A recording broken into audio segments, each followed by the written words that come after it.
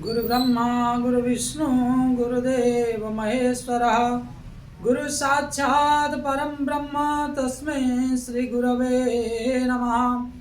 यत्र यत्र रघुनाथकीर्तनं तत्र तत्र कृतमस्तकाञ्जलिं मां बाष्पवारि परिपूर्णलोचनं मारुतिं नमत राक्षसान्तकम्।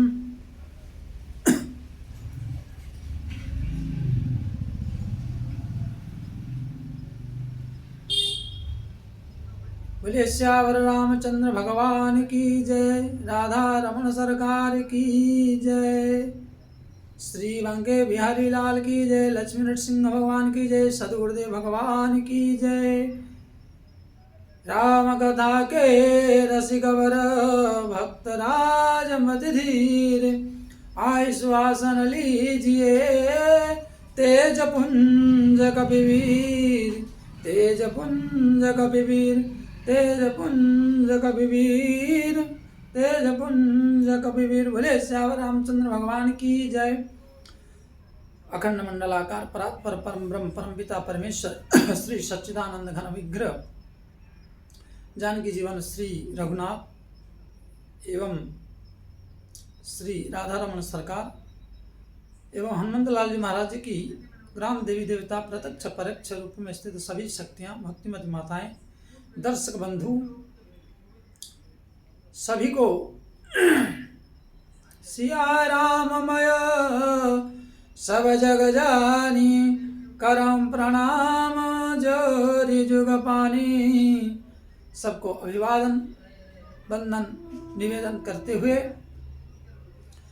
तेते में कछु कहूँ बखानी, करण पुनीत हेतु निजवानी। श्री गुरुदेव भगवान की महतिकम अनुकंपा से अपनी मन क्रम वचन वाणी को पवित्र करने के लिए श्री रघुनाथ जी की पावन चरित्र और भक्तों की पावन चरित्र का गान करेंगे, जिस गान से जीवन को कृतकृत्य और कल्याणमय और जीवन पतन की रास्ता से रुककर श्रेष्ठ मार्ग में चलेगा और भगवान कृपा करके चलाते हैं। तो आइए करने से पहले दो बार भगवत नाम श्री राम जय जय राम, संकट मोचन वीर हनुमान। श्री राम जय जय राम, संकट मोचन वीर हनुमान। श्री राम जय जय राम, संकट मोचन वीर हनुमान। बोले श्यावर रामचंद्र भगवान की जय, श्री हनुमंतलाल जी महाराज की जय, श्री सदगुरुदेव भगवान की जय। जय जय श्री राधे श्याम। तो प्रिय दर्शकों, प्रिय श्रोता बंधु एवं भगवत कथा रसिक जन, हम नित्य निरंतर भगवान की प्रेरणा से, गुरुदेव भगवान की अनुकंपा से नित्य प्रतिदिन श्री हरि के गुण गाने की चेष्टाएं और गुरु महिमा ऐसा एक प्रसंग है जो अनंत काल तक गान करने पर भी कितनों ने गाया और कितनों ने सुना, परंतु गुरुदेव भगवान एक विशाल सागर है, जिस सागर में समस्त नदियां समा जाते हैं। उसी प्रकार गुरुदेव भगवान की पावन चरित्र है और उसको गाने की हमारे पास क्या सामर्थ्य है, वो तो स्वयं गुरुदेव भगवान ठाकुर जी की अनुकंपा होगी, तभी हम कुछ कह सुनकर गुरुदेव की नाम बार बार लेकर अपने जीवन को प्रसन्न और कल्याण बनाने की चेष्टा करेंगे। तो गुरु क्या है और गुरु कैसे हैं आपको बता ही दे रहे हैं। किन किन लोगों ने गुरु की वजह से जीवन में परम पवित्रता और परम धाम को प्राप्त किया। ये लोकों वेद विदित इतिहासा, ये सभी शास्त्रों में वर्णन है और सभी संतों के मुख से ये नित्य निरंतर गान होते रहते हैं। परंतु हम भी ठाकुर जी की कृपा से, गुरुदेव के आशीर्वाद से लाइन में लगे हैं और आप सबको भी इस बात को गंभीरता पूर्वक सोचकर जो रुचिकारक हो और जीवन को गुरु बिना इस भवसागर से और इस जीवन की जो जीने की कला है वो असंभव है। आप मानो या ना मानो, परंतु आपकी गुरु है। परंतु गुरु होना अचेतनता अवस्था में वो अलग बात है, परंतु गुरु मानना तो जिम्मेदारी है। जैसे हमारे जीवन में अगर कोई मित्र है और उसको हम जानते हैं, जो हमारी दुख सुख और असमय पे हम उसको अपनी दुखड़ा या अपनी समस्या या हमारी अच्छाई विचार को उनके समक्ष प्रकट कर सकते हैं। ये हुए एक मित्र। परंतु जो एक मित्र ऐसा भी होता है, वो दिखता नहीं है, परंतु आपकी हित करते रहते हैं, आपकी हित सोचते रहते हैं और आपके ऊपर वो नजर बनाए हुए हैं। जैसे शत्रु अपना दाव पेच ताकता रहते हैं, उसी प्रकार आपकी जो आंतरिक प्रेम करने वाले हैं वो हमेशा आपकी सहायता के लिए तत्पर और सुदृढ़ मन से उपस्थित रहते हैं। उसी प्रकार गुरुदेव भगवान भी हम अगर जानकर ये हमारी गुरु है, ये हमारी मार्गदर्शक है, ये हमारी जीवन का कल्याण मार्ग को बता सकते हैं और ये हमारी जीवन की ग्रोथ के रास्ता, जो प्रोग्रेसिव के रास्ते हैं, जो उन्नति के पथ है, उसको दिखा सकते हैं। और उसमें अगर थोड़ा सा तपस्वी हो, थोड़ा विद्वता हो, थोड़ा भगवत रसिक हो, या तो फिर आपकी योग्यता अनुसार, आपकी क्वालिटी के अनुसार, आपकी प्रारब्ध और आपकी चेष्टाएं के अनुसार, तो इसमें क्या है, आपको बालक बनना पड़ेगा। जैसे माँ प्रथम गुरु है, पिता दूसरी गुरु है, उसी प्रकार आपको याचना करना पड़ेगा। किस प्रकार करेंगे, क्यों करेंगे? क्योंकि गुरु कोई बाजार का वस्तु नहीं है जो खरीद लो और पा जाओ। गुरु वो एक यह वस्तु है कि जो गुरुदेव भगवान हमारे लिए एक महत्वपूर्ण पिता माता की तरह भूमिका निभाते हैं, जिनके कारण हम अपने जीवन को संभाल सके और हमारे जीवन की जो रास्ता है तय होता है वो उचित हो।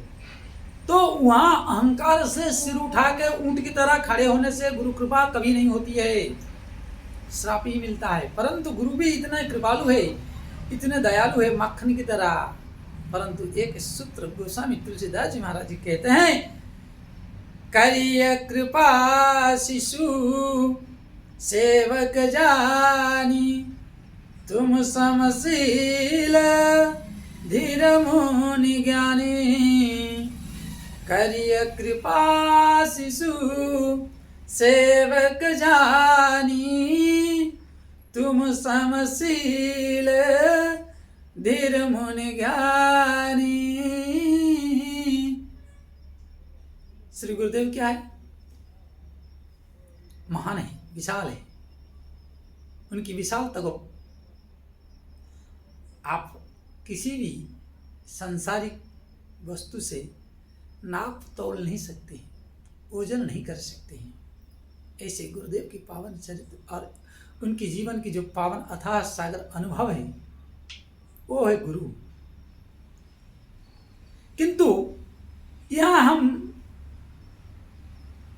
करिया कृपा शिशु सेवक जाने, शिशु बनना होगा, बालक बनना होगा। भाई बालक क्यों बनना है? बालक इसलिए बनना है कि अभिमान रहित। जब बालक छोटा होता है, बालक की उम्र छोटी होती है, तो उसको आप एक कस के एक झापड़ मार दीजिए, एक चांटा मारिए। जिस चांटे के बल से वो रो देगा और आप देखेगा तो आपको मुंह फेर लेगा, परंतु वही चॉकलेट दे दीजिए तो वो सब भूल जाएगा, क्योंकि अभिमान नहीं थी उसको। अभिमान का, अहंकार का ज्ञान ही नहीं है। और आप अगर उसी के भांति शिशु और गुरु शिष्य का संबंध, जगत गुरु श्री आदि शंकराचार्य जी भगवान कहा शिष्य बोले कि शासयति शिष्य, जो शासन अधिकार में रहे। और शासन अधिकार में रहने वाला व्यक्ति अहंकार शून्य हो जाता है, क्योंकि उसका कुछ अपनत्व तो नहीं है। कुछ अपना विचार को रख सकता है सुझाव के लिए, परंतु नहीं किया तो वो क्रोध नहीं कर सकता है।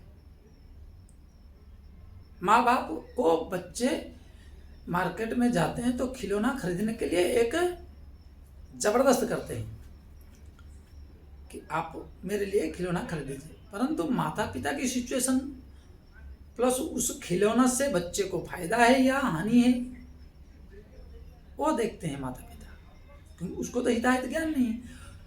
अब खिलौना ना दे तो बच्चा नीचे गिरकर धूल मेल गंदगी हो जाता है, परंतु उठा के झाड़ झूड़ के लाते हैं और उठा के रखते हैं, थोड़ी देर बाद वो भूल जाता है।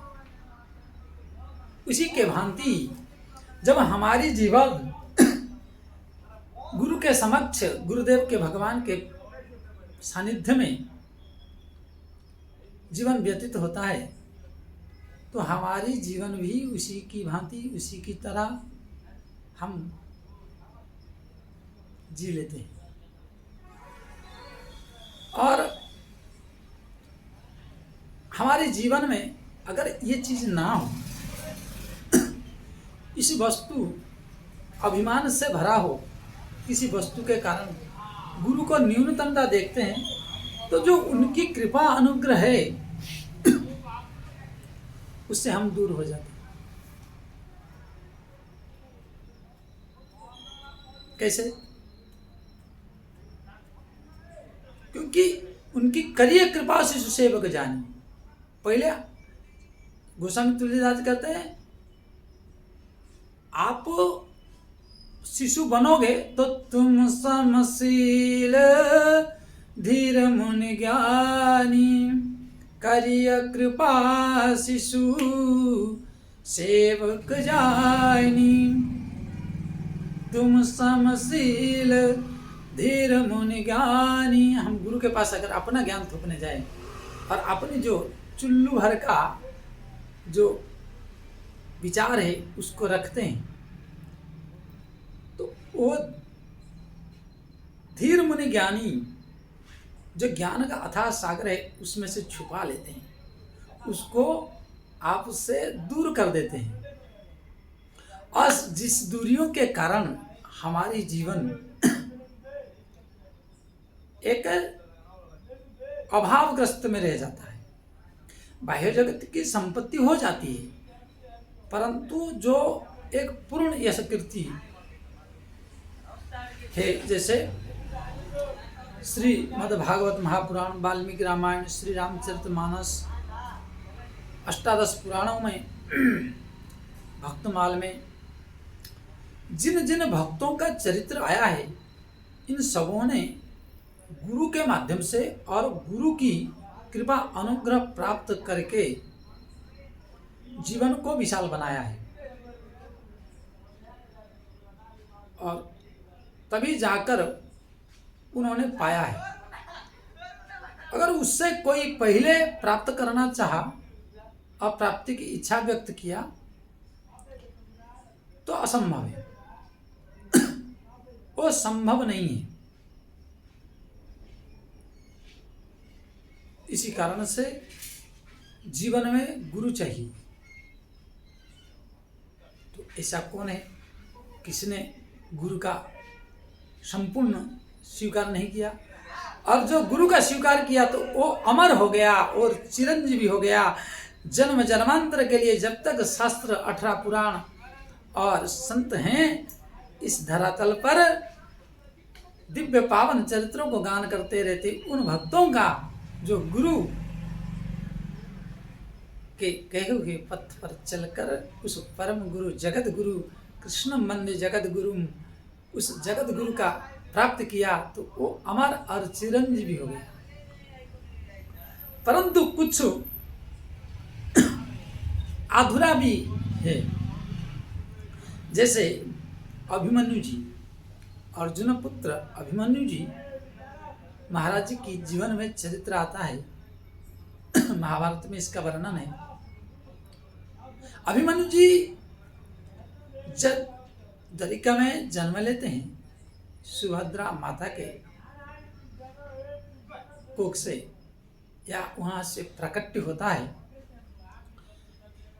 अभिमन्यु जी महाराज श्री भगवान जगत गुरु, जगत आधार जगत नियंता कृष्णस्तु भगवान स्वयं उस जगत गुरु का शिष्य बनते,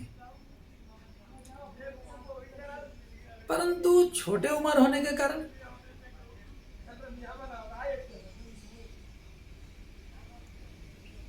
और इनको गुरु जो प्राप्त हुए थे माता की गर्भ से,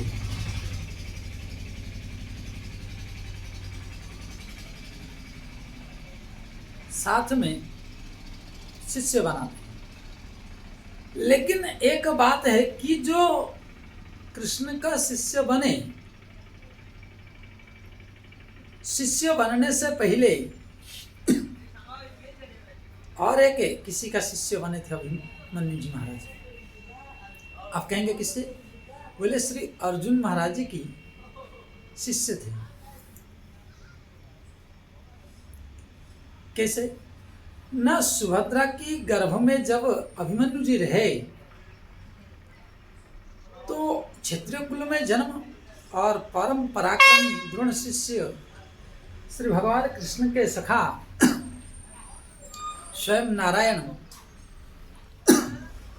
ये लीला रचना करना चाहते थे और एक समाज को शिक्षा देना चाहते थे कि अधूरा विद्या भयंकरी। सुभद्रा के गर्भ में जब थे तो किसी युद्ध को जीतकर अर्जुन जी महाराज आए, और अर्जुन महाराज जब आए तो सुभद्रा जी संवाद किए, पूछे कि आप आज किसके साथ युद्ध किए, कैसा कैसा किए। तो ऐसे चर्चा करते करते श्री अर्जुन महाराज कहे कि आज मैं चक्रव्यूह का भेदन कर गया हूँ। चक्रव्यूह में जो फंसे सैनिक और उन शत्रुओं को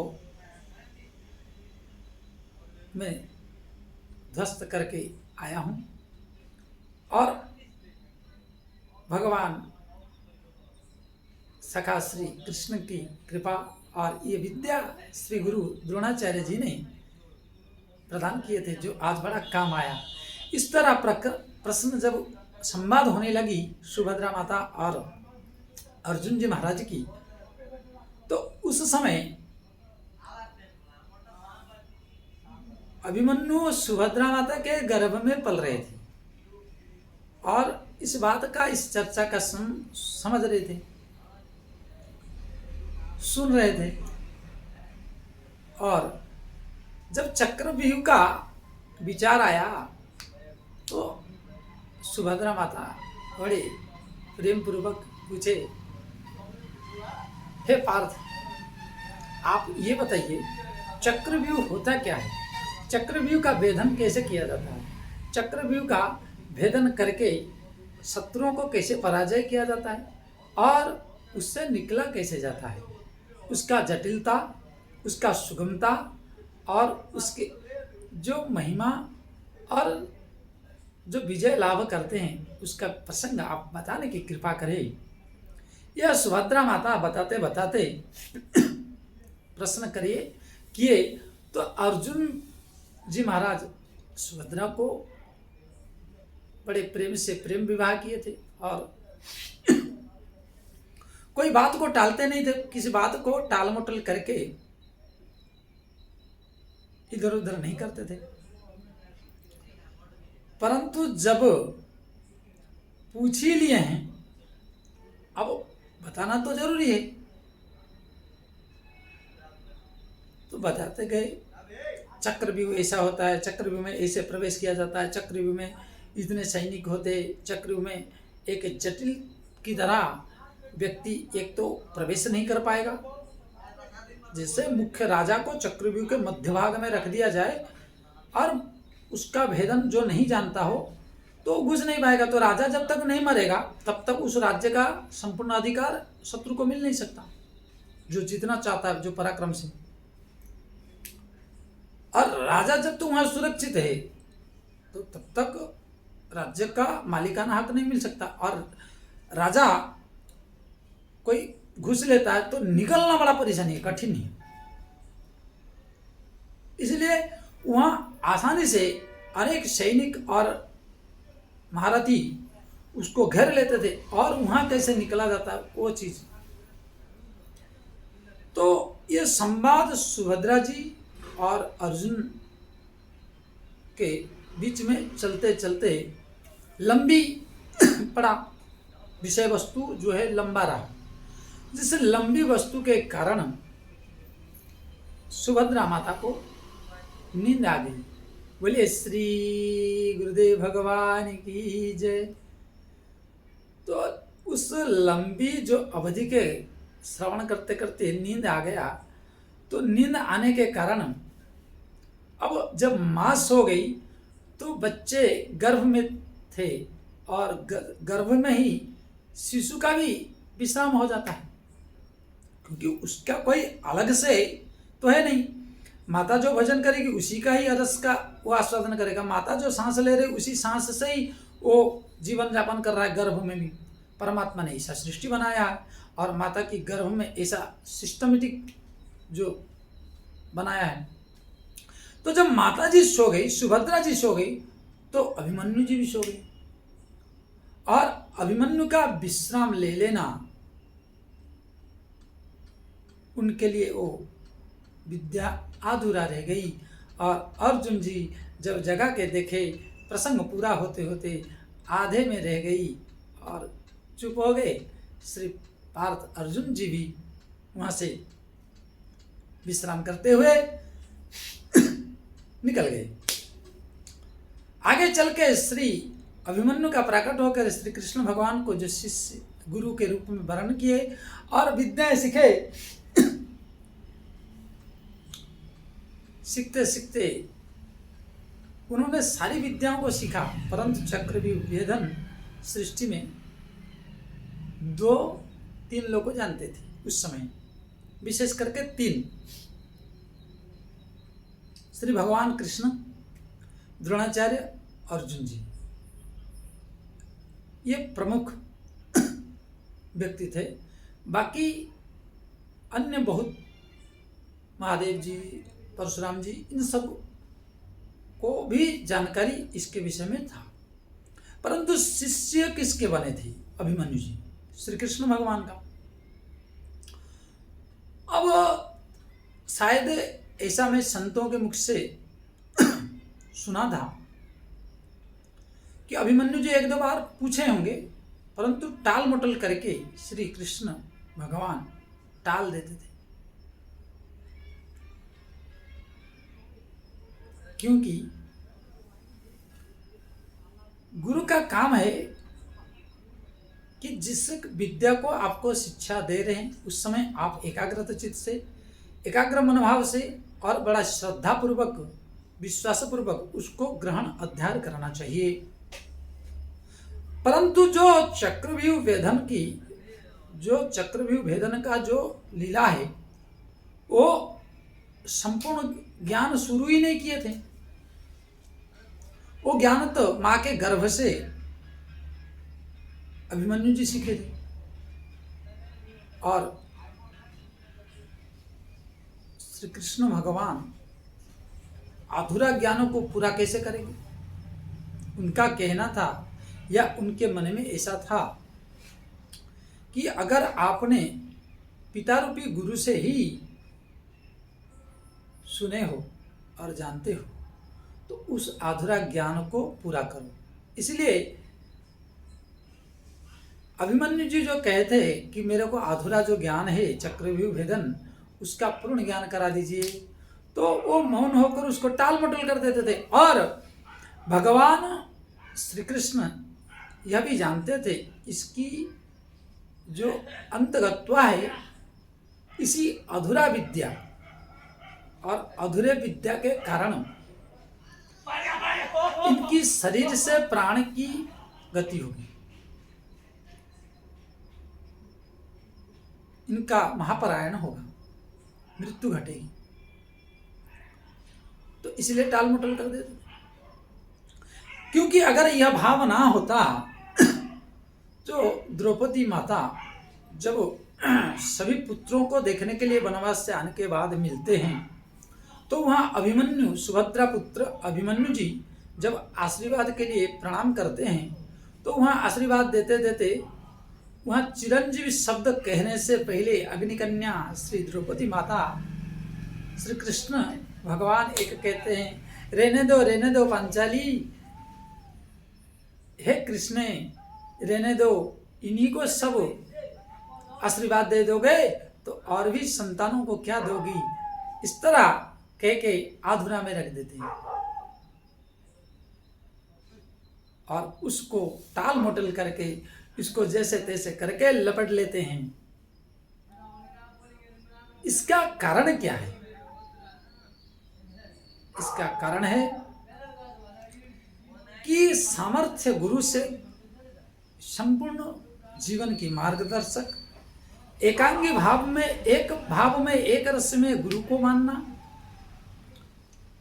और एक रस में गुरु को स्वीकार करते हुए अंतिम पारायण तक। पहले तो गुरु बनाने से पहले आप सोच समझ के बनाइए, और जब आपकी मन में सभी प्रकार की शंकाओं को, त्रुटियों को, विचारों को हटा सकते हैं उनको गुरु बनाइए, या किसी तपस्वी को गुरु बनाइए। और आप जल्दीबाजी में किसी ऐसे एरू गेरू नत्थु खेरू को जो सुबह बाट का चेला हाट का गुरु, सुबह मुड़ाए शाम अकेला वाला गुरु को बना देते हैं तो फिर आपके जीवन में अधूरा रह जाता है। और अधूरा विद्या, अधूरी कहानी वो दुखदाई होती है और वो कल्याणप्रद कदापि नहीं हो सकता, वो कल्याण कभी नहीं दे सकता जीवन में। इसलिए आपकी विचार, क्षुद्र विचारों को त्याग कर गुरु के पास क्या करिय कृपा शिशु सेवक जानी, तुम समशील धीर मुनि ज्ञानी। इस भाव से शिशु अहंकार शून्य, नहीं तो अभिमन्यु की तरह अधूरा विद्या में रह जाएंगे, अधूरा कहानी में। और जो अभिमन्यु जी महाराज जी को जो यश मिला है, नाम कीर्ति मिला है, वो अग्निकन्या श्री द्रौपदी जी महारानी की आशीर्वाद का प्रताप है। अभिमन्यु जी चक्रव्यूह का भेदन करके भीतर में तो घुस गए, निकल नहीं पाए और मृत्यु का वर्ण किए, परंतु वहां यश मिलने का कोई, क्योंकि जो हारा वो हारा, जो जीता वो जीता। जैसे हमें एक भ्रमित करा गया है हमारे धर्म को निकृष्टता दिखाने के लिए हमारे शास्त्र को कि जो जीता सो सिकंदर, जो जीता वो बंदर। परंतु सत्य तो यह है कि जो जीता वो चंद्रगुप्त मौर्य और जो हारा वो बंदर, क्योंकि सिकंदर को भगा दिया था चंद्रगुप्त जी ने। और हार के छल बल कपट किसी भी नीति से, युद्ध से, पराक्रम से, किसी भी तरह श्री चाणक्य जी महाराज और चंद्रगुप्त जी महाराज सिकंदर को भगा दिया था। परंतु हमें अधूरा ज्ञान देकर हमारे जीवन को और हमें निकृष्ट भावनाओं को भरने के लिए ये सब षड्यंत्र है पहले से। विधर्मियों ने, कुकर्मियों ने, घूसखोरों ने और देश के गद्दारों ने, माँ भारती के पुत्रों के रूप में जो जाए जन्म लिए थे, उन गद्दारों ने, हरामखोरों ने हमारे जहन में जहर भरने का दुस्साहस भरपूर किए। इसलिए जीवन में गुरु होना भी आवश्यकता है और वो गुरु संपूर्ण फल को और संपूर्ण जीवन के मार्गदर्शक को देने वाला भी होना जरूरी है। परंतु हमारी क्षुद्र बुद्धि और हमारी क्षुद्रता के कारण तुम समशील धीर मुनि ज्ञानी, उनके पास जो अनुभव ज्ञान है उस ज्ञान से हम वंचित हो जाते हैं, उन ज्ञान से हम अधूरा रह जाते हैं।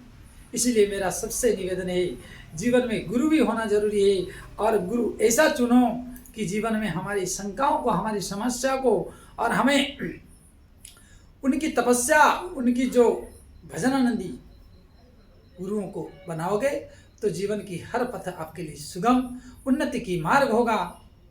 और आप सब इस विचार को आज यहीं पर विराम देते जाते जाते आप सबसे निवेदन है सब्सक्राइब, लाइक, शेयर अवश्य करें चैनल को। और आइए 2 बार भगवत नाम विराम करते हैं। सीताराम सीताराम सीताराम कहिए, कहीं विधि रखे राम, कहीं बुद्धि रहिए। सीताराम सीताराम राधे श्याम, राधे श्याम सीताराम सीताराम राधे श्याम, राधे श्याम। बोलिए श्री गुरुदेव भगवान की जय।